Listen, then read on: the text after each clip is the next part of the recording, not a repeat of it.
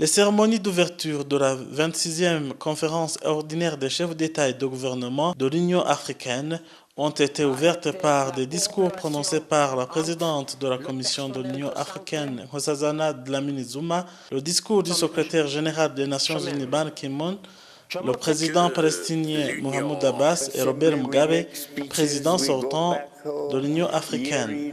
Le thème central est l'année 2016, une année de respect des droits de l'homme en Afrique, avec un accent particulier sur le respect des droits de la femme. Tous les interlocuteurs ont convergé sur le fait que les droits de l'homme sont déterminants pour le maintien de la paix et de la sécurité, la lutte contre l'extrémisme violent et la promotion du développement durable.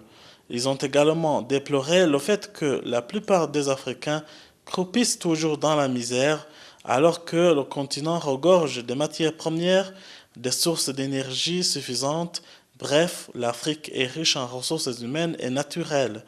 C'est pour cette raison qu'avec le programme de développement qui va s'étendre jusqu'en 2063, les leaders du continent africain doivent tout mettre en œuvre afin que le continent soit prospère dans tous les secteurs de la vie. Les cérémonies se sont clôturées par une remise et reprise entre le président sortant de l'Union africaine Robert Mugabe et Idriss Déby Itno, président entrant du Tchad. Cette conférence de 2 jours s'est déroulée au siège de l'Union africaine à Addis Abeba en Éthiopie.